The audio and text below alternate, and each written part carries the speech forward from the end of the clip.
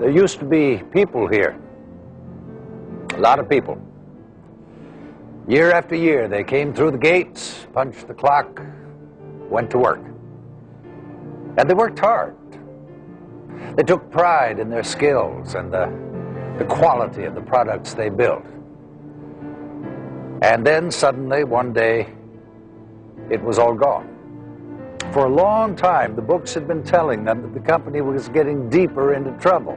And the books didn't lie, but the people out here, well, they had no idea. How could they have known? They had their jobs to do.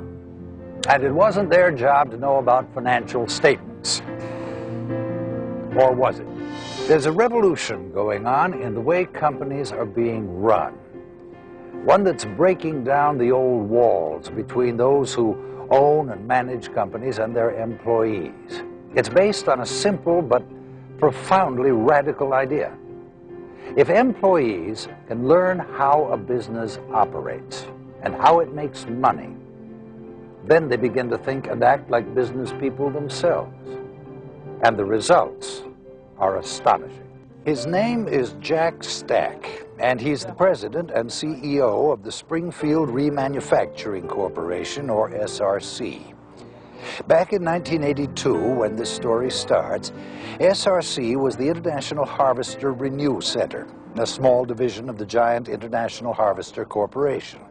That was when Harvester was sliding toward bankruptcy, and they were closing or selling off unprofitable operations, like the Renew Center. And people were losing their jobs. Stack felt that if he could find a way to buy the Renew Center from the International Harvester Corporation, he could save 119 jobs, including his own. The asking price was $9 million. We went out to 50 financial institutions in the United States looking for money. And we took our silly little resumes, okay, and we take our little innocent business plans, and we were about as naive as anybody came. Because we were taught to be good manufacturers. We were never taught to be business people. We were taught to do our jobs, nothing more or nothing less. And we kept getting turned down. We kept getting turned down because we were economically illiterate everywhere we went. And oh, you know what the banks want to know? When am I going to pay back the money?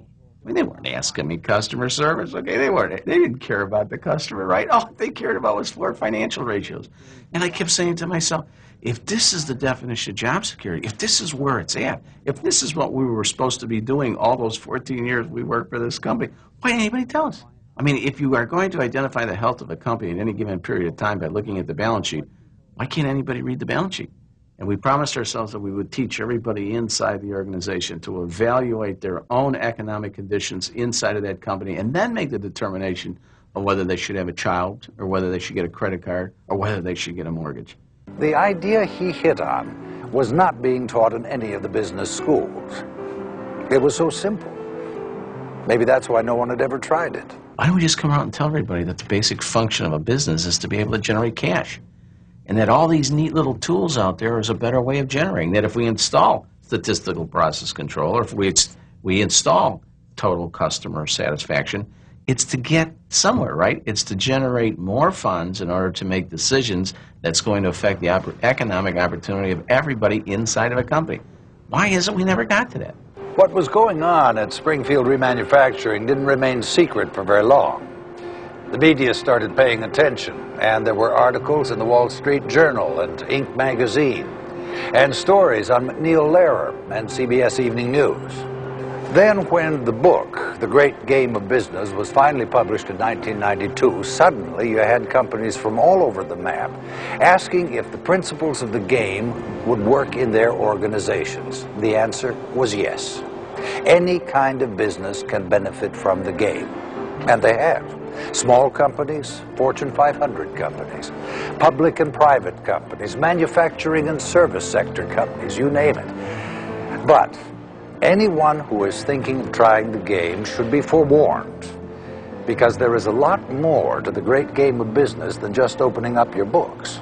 Can anybody open up their books and see a difference? Yeah, believe me, anybody can do it because people are so incredible. I will tell you, just by establishing a goal, you will see a 30% improvement.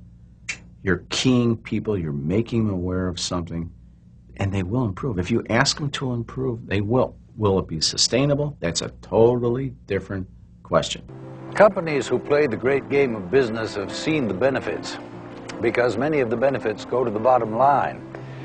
But there's something else. Because when you teach people business, you're not just teaching them a job skill, but a skill they can use all their lives, something they can build a future on. Now, what do I mean? Well, in just 10 years, SRC has spun off more than 20 new businesses. And many of those businesses are run by former hourly workers. In fact, people no different than the people who used to work here. Except for one thing. Someone gave them a chance to play the game.